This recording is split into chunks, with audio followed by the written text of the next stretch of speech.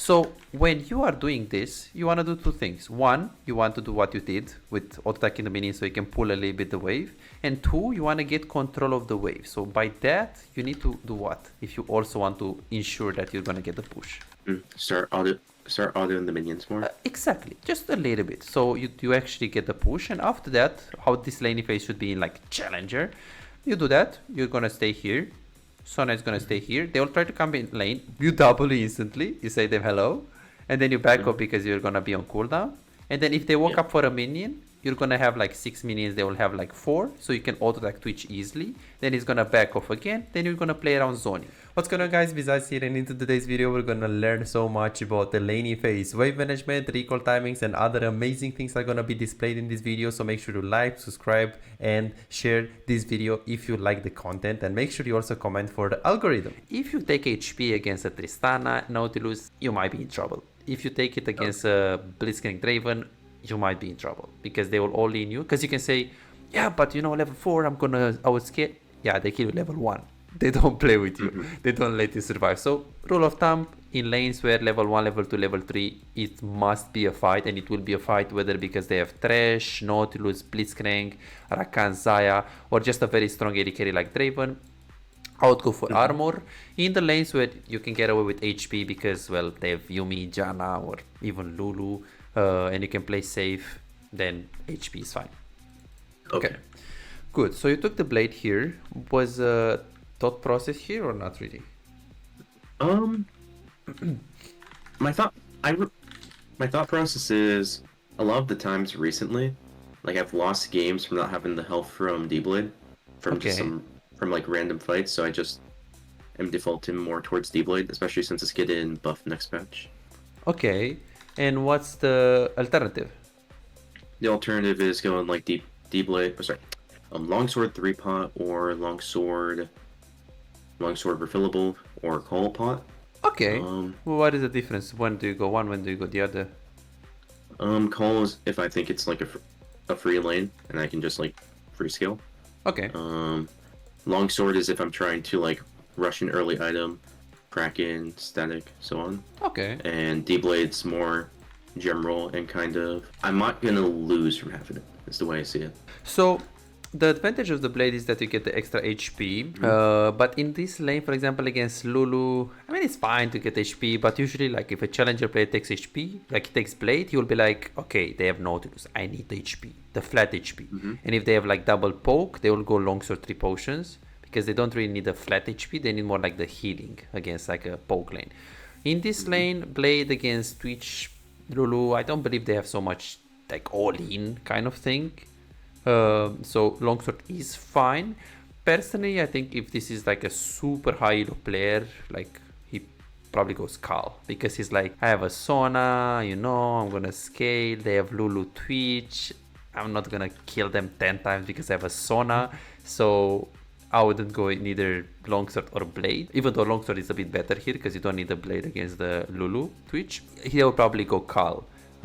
Is this a big issue? Well, compared to what I'm going to show you soon, not at all. It's something small that can actually matter, like how when you start. And longsword refillable potion will be the third that challenger players sometimes go if it's a lane that is around tempo, meaning that it's a lane where you recall a lot, meaning that it's a lane where you just farm, play around waves, and just scale. Sivir, for example, could be one because she just pushes and you're not going to be scared. Okay, Sivir is going to kill me level 1. Nah, she's just going to push the waves into you. You're going to play safe for Ezreal. In that case, you can go, if they have Ezreal Karma, you can go longsword and refill potion. But personally, to keep it simple, blade against all-in is very, very good. Longsword 3 potions, always if they have a lot of poke. Cal, if you have a lot of scaling.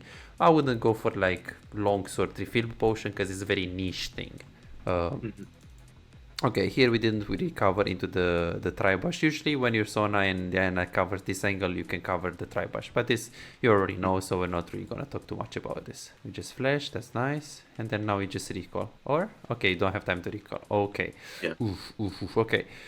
So, we are flashless against a Lulu Twitch. You know, if you're flashless against a Nautilus, I would be in trouble. You're in trouble. If you're flashless against a Thresh, you're in trouble. Against Lulu Twitch, not really. And what? They have Warwick jungle. You can gank you, But again, it could be if you play against Nautilus, Elise, that's scary.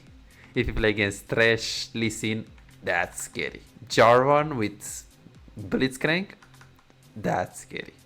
But in this case, I mean, yeah, you can say, yeah, but Warwick can gank me. Yeah, he can, but it's not really the end of the world that you lost your flash. Preventable though, but not the end of the world. It's not like, okay, I lost the game, kind of thing. Okay, so let's see what you're gonna do. So you go in the lane. Okay, good. So let's see. You hit a minion, the back minion right here. So you can briefly get the aggro for a second, or half a second. So you actually pull the minions for a second to you. Was this intentional? Correct. Yes. Okay, good. So this was intentional. This is nice. Let's see what we're gonna do right now. Okay, this is not good. So what are you planning to do in this laning phase? We said in terms of trading. My plan at this point was, okay, I don't have flash. True. And I wanted the wave to come into me. Based off what you said, I should be looking to be more forward like I'm playing Ezreal and look for a skill shot early or my dash W early. True. Okay, that sounds very good. That sounds very good. So theoretically you want to let the wave to come into you. Practically any wave management rule doesn't apply in the first 3 waves. But why do you think that's the case? In the first 3 waves?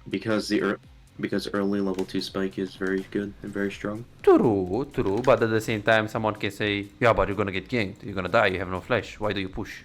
But in the first 3 waves, how likely is it that you're gonna get ganked? 10% of games? Yeah, like rarely. Yes, against the Twitch, you can maybe get level 2 or Jarvan, or usually doesn't happen. Sometimes can happen, but usually doesn't happen. This game potentially, where it could do like blue, Gromp, invade to our red and split map. Yeah. Gilbot after that? But yeah, true. not realistically. If he does that and the gank bot doesn't work, Diana gets so much of a lead in terms of jungle that she full clears so fast, and he might be in trouble. So if he had a Nautilus, I would 100% do it. With the Lulu, it's like, yeah, Lulu's gonna hit the Q on Ashe and then he's gonna set up the game while I'm Warwick. If I'm Warwick, I wouldn't trust the Lulu Q to like set me up with the gank. It's a slow, but it's not really something reliable. Okay, good. So in the first 3 waves, we can just do whatever helps you to like win the lane, which usually is level 2. Sometimes it's just level 1 zoning though. Like you play Ashe with Sona, you can also level 1 zone them, because realistically speaking, Ashe level 2 doesn't have that much in this matchup. Like what, you're gonna go Q? True, but we already said that we're not gonna auto tag the Twitch face to face, which is gonna double and back off unless you can also trade auto tags if you have a bigger wave or stuff like that. But realistically speaking, you mainly want to trade with W and control the wave. So the most important thing here, we can say it's controlling the wave. It's not necessarily let me get level 2, but it's controlling the wave. Let me get a minion lead. Let's say we have 5 minions, they have 3. So it can help me trade better. But why do you think this is the case? Getting a minion lead to trade better. What do I mean by that? $5. If you have problems improving and getting better in the game faster, but you cannot afford booking coaching, on my Patreon you can access more than 627 VOD reviews, premium videos about how to wave management, mid-game macro, and tier lists that will show you the best champions to climb and to improve for your elo. And these are not on YouTube. This is only on Patreon. They're exclusive. This is just $5. Go ahead and check it right now. If they auto me, the casters and melees will aggro onto them and they'll take extra damage back. Perfect. So which means I'll win the trade overall. Perfect, Chase. So if we have a little minion lead, 1 or even 2 minions, that can facilitate you trading. Awesome. So when you are doing this, you want to do 2 things. 1, you want to do what you did with auto-attacking the minions so you can pull a little bit the wave. And 2, you want to get control of the wave. So by that, you need to do what? If you also want to ensure that you're going to get the push.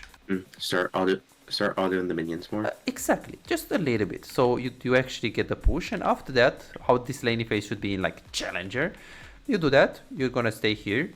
Sona is gonna stay here. They will try to come in lane. You double instantly. You say them hello, and then you back up because you're gonna be on cooldown. And then if they walk up for a minion, you're gonna have like 6 minions. They will have like 4, so you can auto attack Twitch easily. Then he's gonna back off again. Then you're gonna play around zoning. You're gonna stack 3 waves here.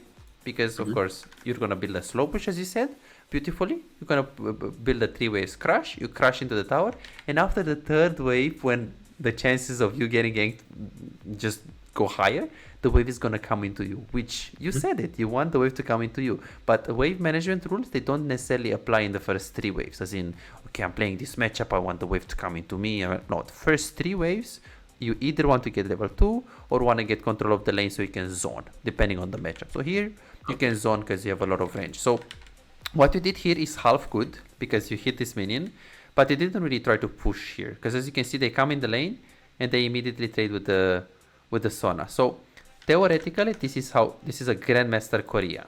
Look what he does. Every single VOD review that you're gonna see, Challenger and Grandmaster, you're gonna see a lot of concepts that we learned today. So what would we say? 1 auto attack to pull the minions, minimum 1 more auto attack to push the wave.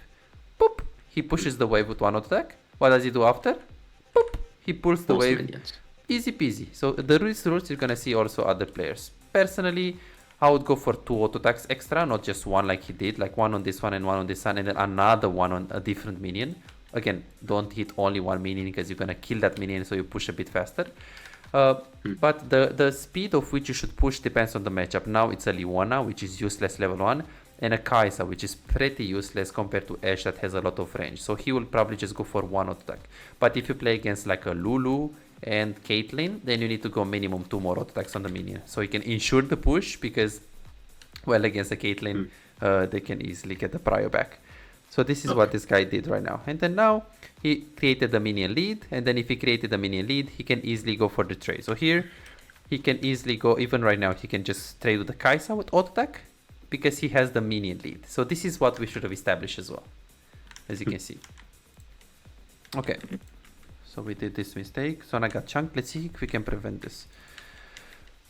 Okay, so so usually you want to stay on Ashe, you want to stay on either this angle right here or this angle, but most of the challenger players, they will stay on this angle. But why do you think that's the case though? Top angle safer, you can flash over wall. Okay, yeah, true. What else? You're more forward, so if you're getting ganked, you can see the gank faster, so you have more time to back off. True, but so let's say at level 1, why do AD carries at level 1 prefer to stay on the left angle here? Because if you have pressure, you're pressuring them towards Alcove and wall. Okay, true. Don't really have a way to. They have to walk back to tower if they want to escape. So if they come like this, which is possible, you just W them, and then what can Twitch do? Dodge W of Ashe? I mean, yeah, if he's Scripter, he could, but it's very hard. Or you stay here, they come like this, same thing. You just W them. So it's not really much counterplay. So as you can see here, can you prevent it? Realistically, not really, but that doesn't mean your positioning was good here, because you should stay super close. You should stay in the very close proximity of the Sona in case this happens. You stay here and you try to W him, because Sona is either about to die or burn flash. So you want to slow a bit the Twitch if possible. So here the biggest mistake was with the wave, that we didn't establish it properly, the minion lead. The second mistake here is the positioning. We should have been right here on the left. And third mistake is traditionally you want to stay as close to your support as possible. Let me see if I can see. Yeah, look at this. Let's see what you're gonna do. Look at this. Look at the Ashe. You see his clicks? He's never so far. He's always, if Alistar goes in, he's always pretty close to the Alistar. You see how close he stays to him? Look at this.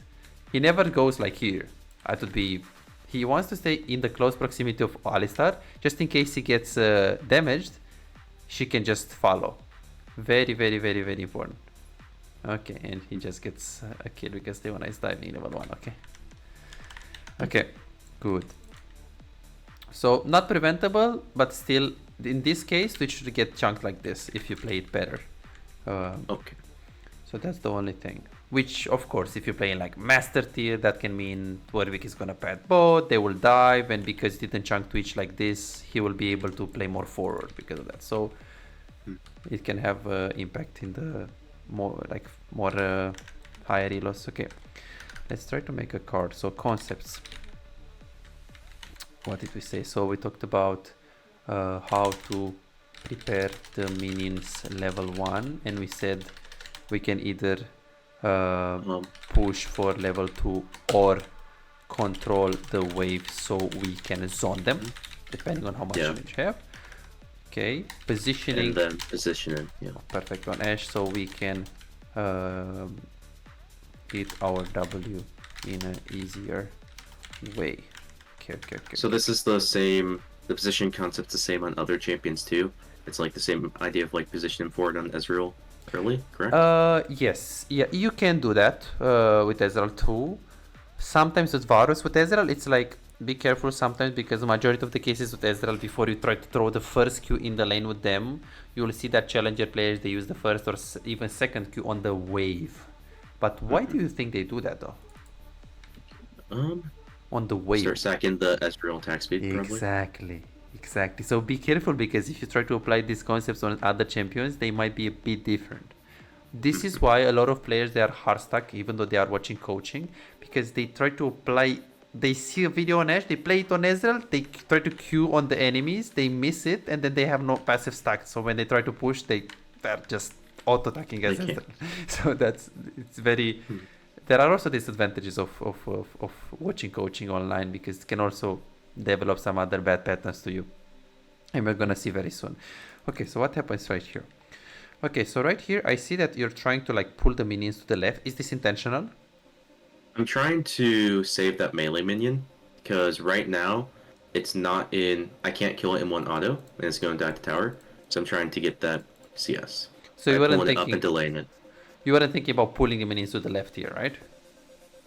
I'm just trying to delay the melee minion right now. Okay, perfect. So you weren't trying like with the casters to like freeze these minions like this, right? Well, no, just delay. Delay. Okay. Just delay the melee minion because otherwise it would have died to tower and I wouldn't have gotten it. Okay, so. Okay. The disadvantage of this is that you like Lulu is a pretty good champion. Lulu, Nami, Karma. Yeah. You can say they are safe, but they can chunk you if you miss position. So you gotta be very careful right here when you do this. That you need to think about. Hey, yeah, but Lulu can actually do this to me. Okay, so I'm doing this for like 21 gold.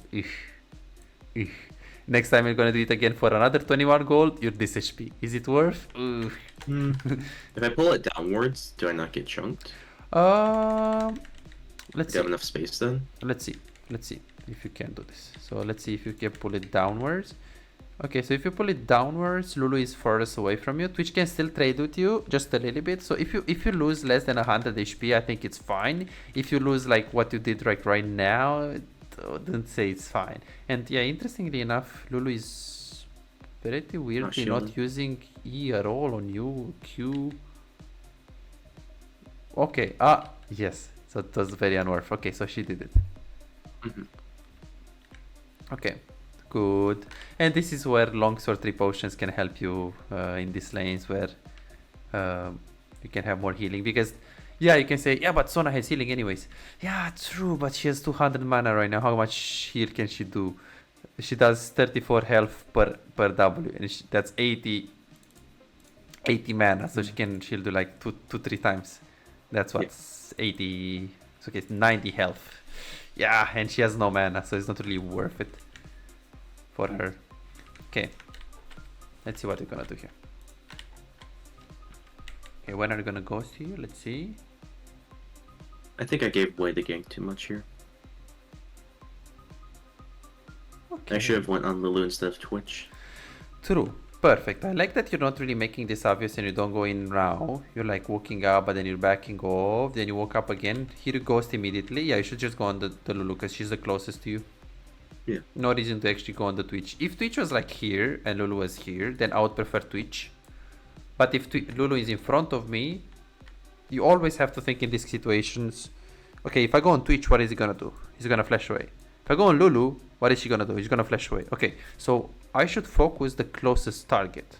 But why? Yes. Why is it better to go on the first target? Because it's closer to Diana and we're more likely to get a lethal off it. Exactly.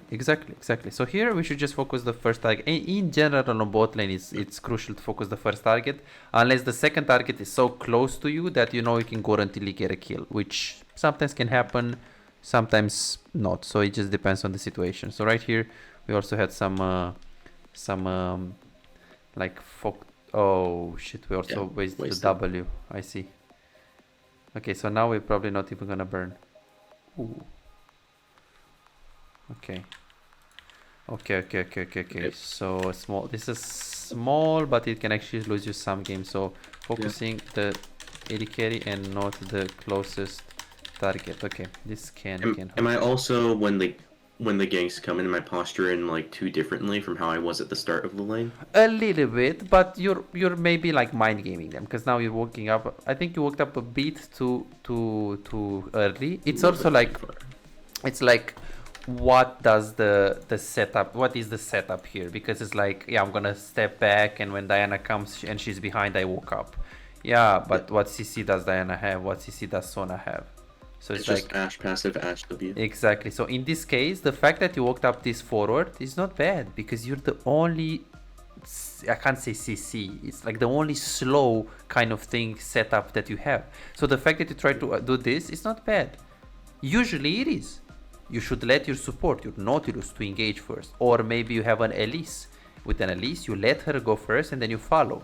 But with Ashe in this specific situation, we need to also be like, hey, what is the setup of this game? How can I make it work? Well, Diana is not gonna magically CC them, so I gotta work up first. So in this specific case, it's fine. In another game, when you have an engaged support or a jungle that has enough setup, usually it's better to let them engage first and then follow up after, because they have the CC.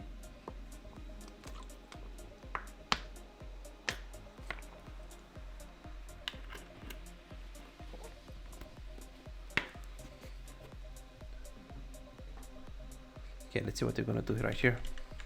I'm gonna crash. Good. Okay. Good. Okay. Clean crash. Question. Yes. I reset in this game here. I know. Should I stay in lane and keep up the pressure with my Diana bot side while Twitch and Lulu are low, or should I take the escape? Perfect. Great question. So some of the cases you should recall, some of the cases you should stay. It will depend on the following things.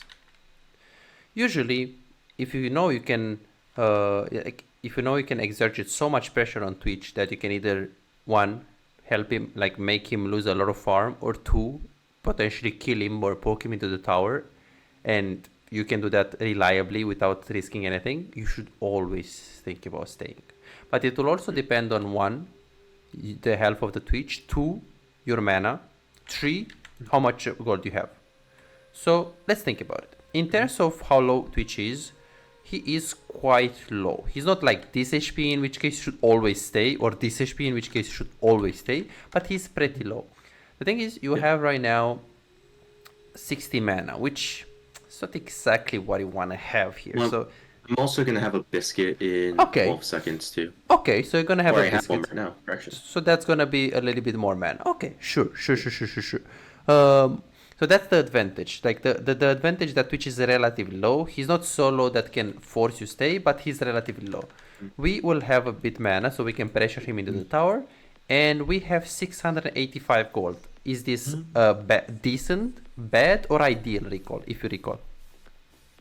Decent, I would say. Decent. It's definitely not ideal. 685, what is this? Like longsword dagger. I think this is my Sheen recall. It's like yes, or Sheen if you want to go Trinity. We're gonna go very soon. Double long. Yes. Or double longsword. Yeah, so in this specific situation, since Twitch is pretty low and you're gonna have enough mana, I would stay. Was Twitch foolish? Oh, sorry? It would also help with my jungle, because I'm pretty certain my jungle plans to invade.